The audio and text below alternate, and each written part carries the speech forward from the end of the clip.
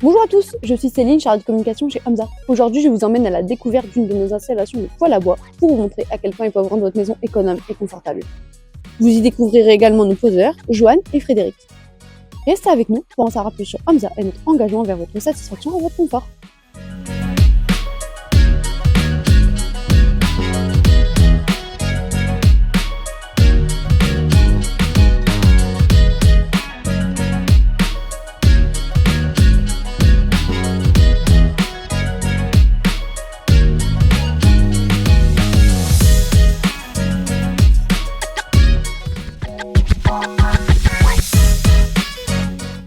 Donc là, on va installer un poêle à bois de marque Fram Florence, marque allemande, en sortie 150 mm sur un dépit extérieur en diamètre 180.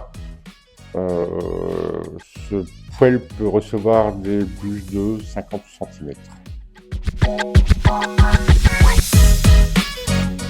Le poêle venant en remplacement d'un insert, il a d'abord fallu retirer l'ancienne plaque de propreté afin d'y installer la nouvelle, ici en noir. Une plaque de propreté sert à habiller le mur ou le plafond pour camoufler le trou créé pour passer le conduit. Vous remarquerez que le placo derrière le poêle est rose, c'est un mur anti-feu. Il est obligatoire à l'instar d'une plaque de sol si vous installez votre poêle sur du balatum, un sol en PVC ou du parquet. Ensuite, Joanne a commencé à installer le conduit d'évacuation. Pour cela, il a dû placer le poêle.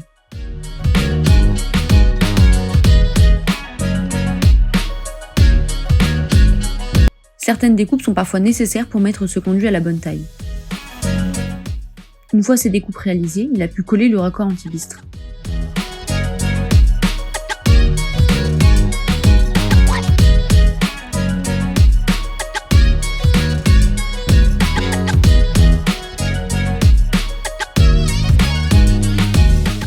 Donc vous voyez qu'à la base, on a mis un raccord anti-bistre. Donc le bistre, c'est une formation de suie avec l'humidité qui forme des petits cristaux qui se collent contre les parois du tubage, ce qui peut provoquer à la longue un feu de cheminée. Une fois le poêle placé et le tubage installé, il ne restait qu'à vérifier que l'ensemble de l'installation est de niveau et à nettoyer l'ensemble.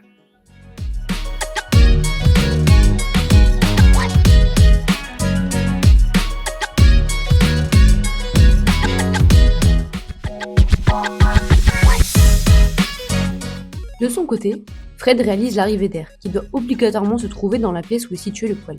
Ici, nos clients ont décidé de le placer à côté du poêle. Il a donc commencé par percer un trou avec une mèche assez grande, pour s'assurer qu'il percerait au même niveau à l'intérieur et à l'extérieur. Il s'est ensuite servi d'une carotteuse pour réaliser des trous nets et circulaires.